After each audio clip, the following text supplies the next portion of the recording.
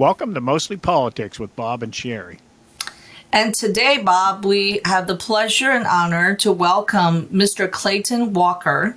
He is the founder for the Mustard Seed Church in Monroeville. He's also the Republican candidate for the Pennsylvania District 32. He's running in a special election for state representative. So welcome, Mr. Walker.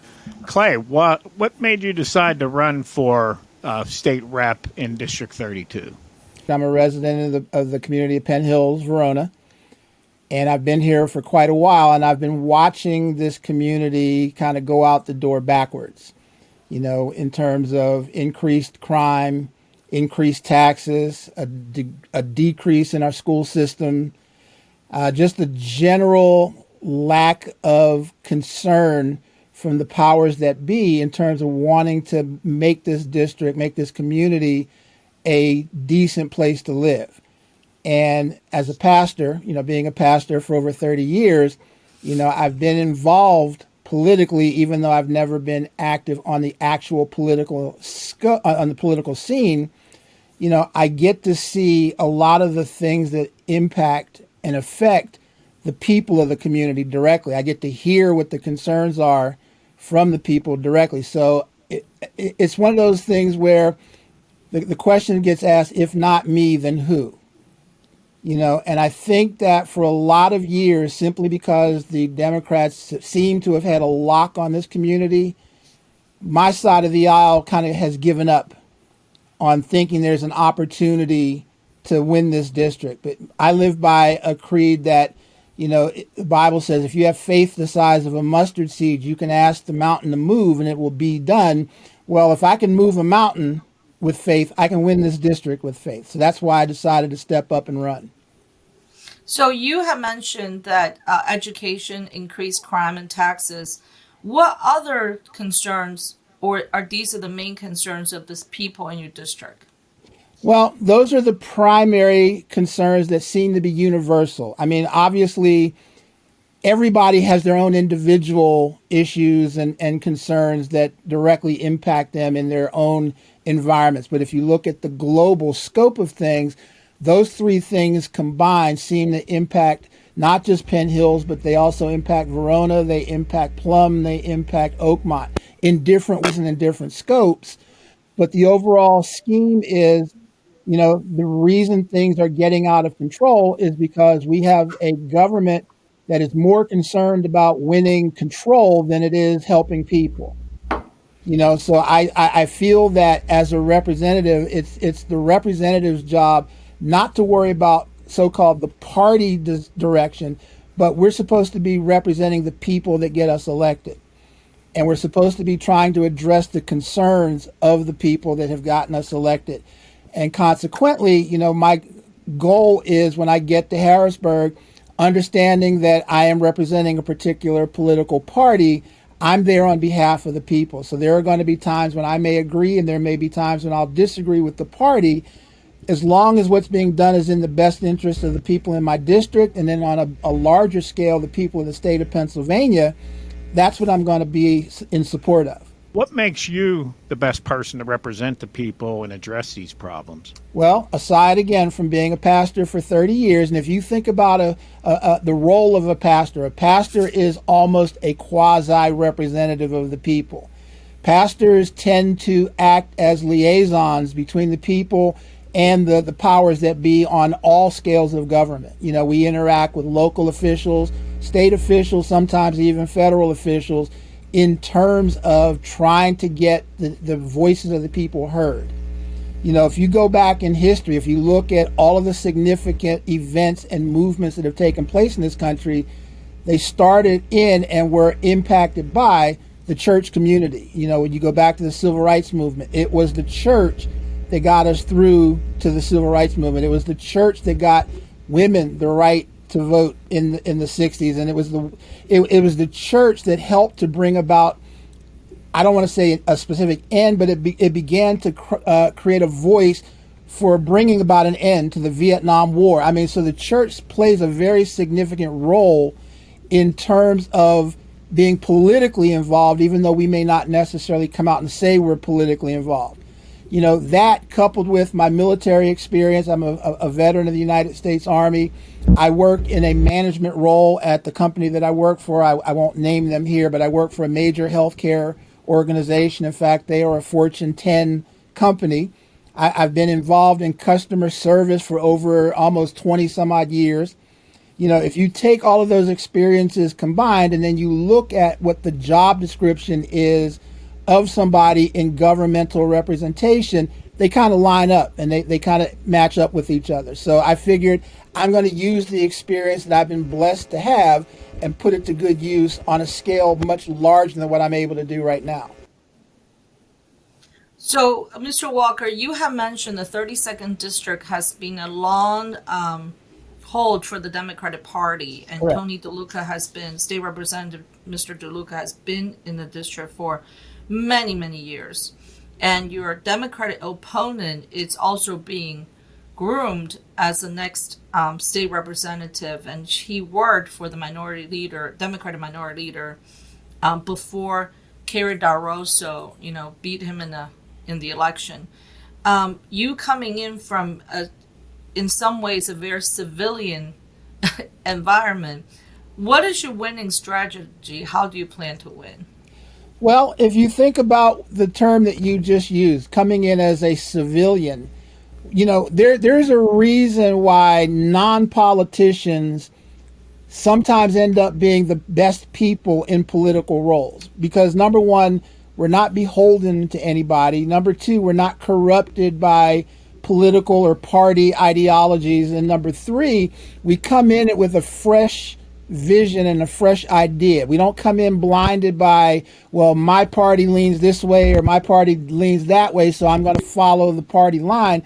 We come in with a true desire to want to help the constituency. So consequently, yes, like I said, I've been politically minded for a number of years. I mean, I used to be a Democrat back in the 90s. I converted over to being a Republican in 1994 for a couple of different reasons. Number one is, I hold to very traditional values of marriage. I am a very strong believer in traditional marriage. I'm a strong believer in, pro-life. I'm a staunch advocate of the Second Amendment, number one, because of my military background, but number two, because the Constitution, I believe, was written the way it was written for a reason, as a result of that, I watch a lot of our rights get negotiated away.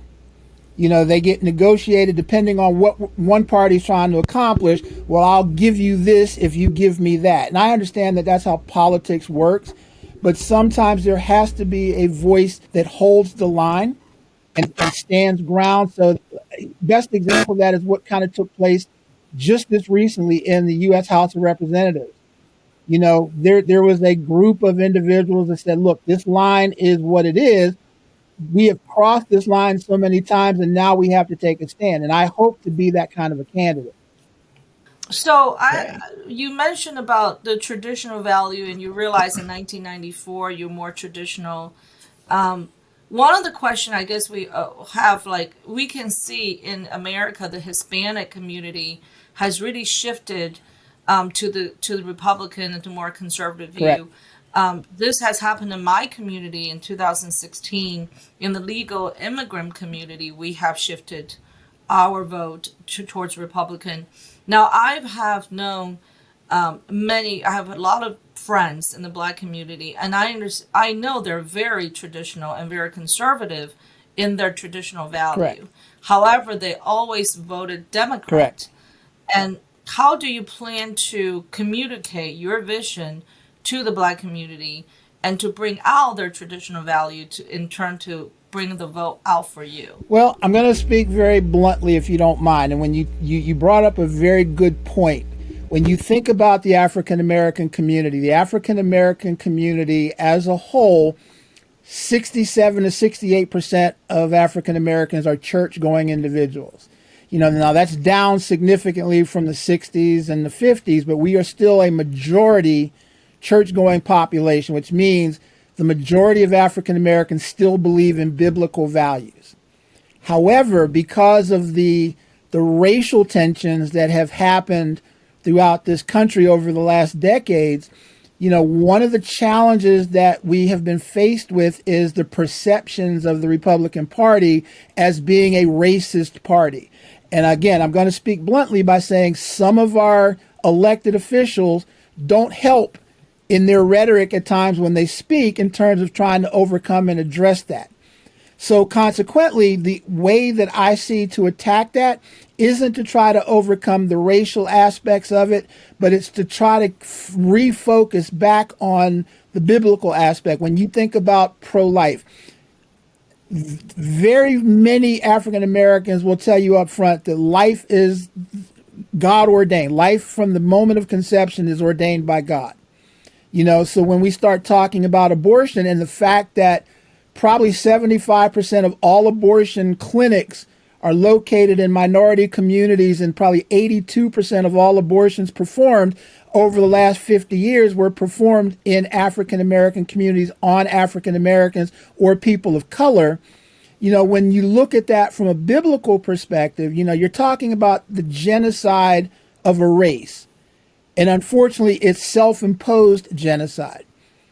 God said, listen, he told us in the book of Jeremiah, he said, before you were formed in your mother's womb, I knew who you were, and I already had a plan for your life.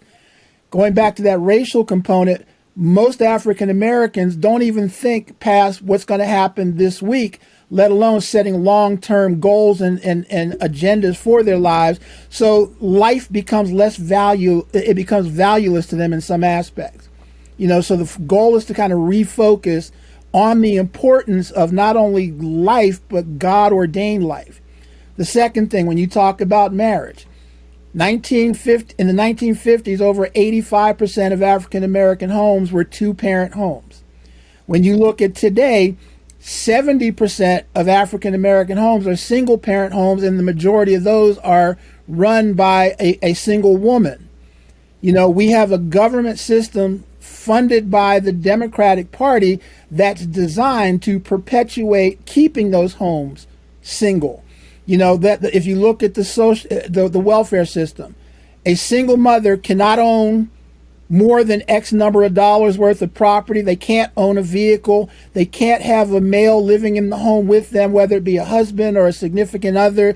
There's a number of government regulations that prevent keeping homes together. But if you think about it, if you were to have a two-parent homes, the majority of crime is committed by children that descend from a single-parent home. Fathers are out of the picture. In most cases, fathers themselves came from single-parent homes, so they don't have the values of a father to teach to their sons. So consequently, the streets end up becoming the parent for that child. So the goal is to refocus how African Americans think, and the best place to do that is in the church. The challenge is going to be to get some of our pastors away from being social justice warriors and become more biblical based, warriors. We need to be champions for God. Democrats talk a lot about racism. In fact, they call Republicans racist. That's been all the going time on for a long time. Do you find Republicans racist? I don't find Republicans individuals as racist. I think there is some unconscious bias on the Republican side, and I don't think it's due to race. I think what they don't recognize is the policies and agendas that they push do have consequences across the board for different groups in our society. And unfortunately, if you look at the socioeconomic structure of how this country is made up, Caucasian Americans make up the vast majority of the population of this country. Then it's followed by Hispanic Americans right now as being the largest minority group. Then African Americans, then Asian Americans, and then, the subgroups, Indian Americans, Asian or Pacific Islanders, etc. But when you think about it, when you look at the policies, the Republican Party is more corporately driven. We want our corporations to be successful because the more successful a corporation is, the more people they can hire, the lower our taxes will be, the more affordable it will be for us to live in this country. The problem is there's no enforcement behind a lot of the policies we pass. So if I'm going to cut corporate taxes, but that corporation doesn't then turn around and hire people, then that policy meant nothing to anybody, and particularly African Americans, because unfortunately, we still find ourselves in a day where we are still the last hired and first fired in a lot of instances. So when you talk about African Americans, when we hear that mantra, right off the bat, well, how's that going to benefit me? What's in it for me? The whole WIFM mindset. And normally we can't think of what's in it for us, so it then becomes a racist policy. So that's how that whole thing evolves into something being racist. But when you present that to somebody in the Republican Party, that discussion kind of goes in one ear and out the other sometimes. And unfortunately, the higher up the ladder we find ourselves, the less likely we are to listen, because all we can see is what we see as being the benefits. We don't look at the disadvantages. The Democrats play on that. Well, see, the Republicans don't like you. They don't want to hire you. That whole trickle-down economics thing that Reagan talked about in the 80s, look how it's benefited you thus far. You're still poor. You're still renting as opposed to owning. That whole thing is, again, another self-perpetuating situation. And we don't do a very good job of dispelling that as Republicans. From my perspective, it seems like they're just often, it's so frequent now, shootings, especially in the black neighborhoods. And I noticed yesterday there was one in Penn Hills. Correct. And there have been a few recently in Penn Hills. It just seems like nothing's ever done about it. How do people feel about that in those neighborhoods? Well, again, that's another one of those hard questions to answer. When you think about, when you say, how do they feel? I have to be honest and say, I think a lot of community people have become desensitized. When you think of the volume of crime that occurs in the city of Pittsburgh, and with Penn Hills directly adjacent to the city of Pittsburgh, it's migrating now into the Penn Hills community, but it happened because portions of Penn Hills are so close to the city. Crime has been ongoing for quite a while. So it's gotten to the point where, yes, you see it on the news, you make a comment or a statement about it, but you continue to go about your day. I mean, we've literally gotten so desensitized to the senseless crime that's taking place that unless it's somebody you know or somebody in your family, you focus on it for a few minutes of your day and you keep going. You keep going about your business. Wow. The problem becomes now so many people are starting to become victims. The chances of it being somebody you know are starting to become greater and greater. So a lot more attention is starting to be paid to it. Now, I know that homicide rates alone are up both in the city of Pittsburgh and in Penn Hills. I think there have been over 40 some odd homicides just in 2022 alone, not addressing any other type of crime. But the homicide rate is, or I should say shootings, are one of the most recognized because they're the ones that make the news. Shootings, home evasions, carjackings, things like that. Those are the glamour crimes. So those are the ones that make the news the most often. Those are the ones that we hear about. But robberies are up. Violent crime, assault and battery is up. Every statistic regarding crime is up. But feelings, unless people express their feelings, it's really kind of hard to gauge how somebody feels about it. I just know it's a very well talked about issue right now. So you don't think it's a big issue for voters then? I mean, you say they're sort of desensitized. It's definitely an issue for voters. It's an issue particularly for people that have been impacted by it. Now, one of the things I put out is, my family is a victim of crime. My son was killed back in 2006 in a homicide. Now, it wasn't here in Pennsylvania, but I mean, I have a direct understanding as to how crime impacts a family. I watched my wife be devastated behind losing her only son, and that didn't go away for quite a while. I mean, for a number of years, conversations where she would have to reflect back on little events that happened that would trigger memories, things like that. There are things that crime does that I think a lot of people don't pay attention to. The perpetrators of crime certainly don't care how other people are impacted by it, or else they wouldn't even be committing the crimes that they're committing. But if you think about the crimes themselves, most crimes are crimes of either passion or opportunity. You know, I'm trying to steal something you've got, you put up a fight, so I need to shoot you, or I need to shoot you because I've stolen something and I don't want you to be able to identify me. You know, or I get into an argument with somebody and, you know, you might be bigger than me, so I want to make sure I'm taking you out before you can get back at me. So that's the only thing I can really express about that. Okay, I want to go back to, let's just say if you win and you get into the state house, and right now the state house is 101 Republican, 101 Democrat, and the recently elected speaker just changed their party to independent. So it's a very balanced, I would call, state house. So your special election, along with two others in Allegheny County, are actually extremely crucial for the Republican Party.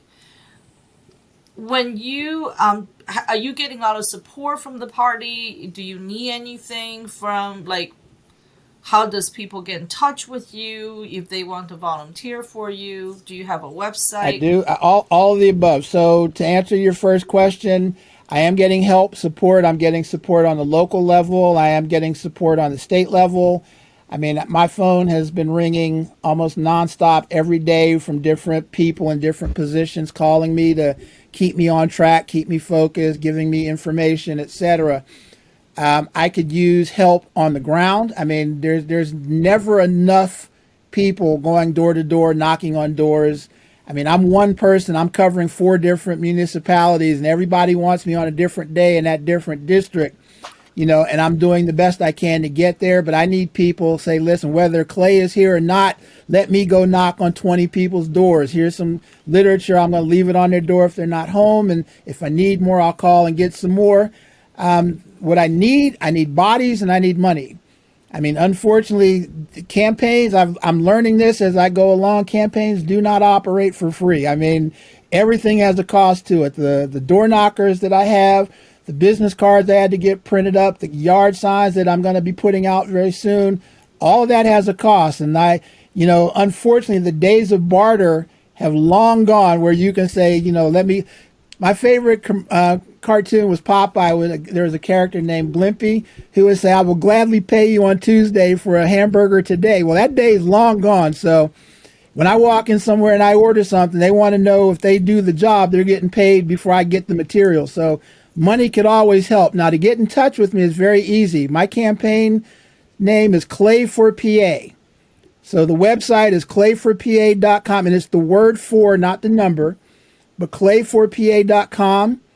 The email address is clayforpa, the number 1, at gmail.com. So you can reach me at either of those locations. And we are taking donations. If you'd like to give to the campaign, I certainly will take anything you're willing to offer. If you want to give, we're setting it up online where you can. All right. Well, this has been a great interview. Thanks for joining us. I greatly appreciate today, you guys giving me the time and allowing me to get my message out. Thank you.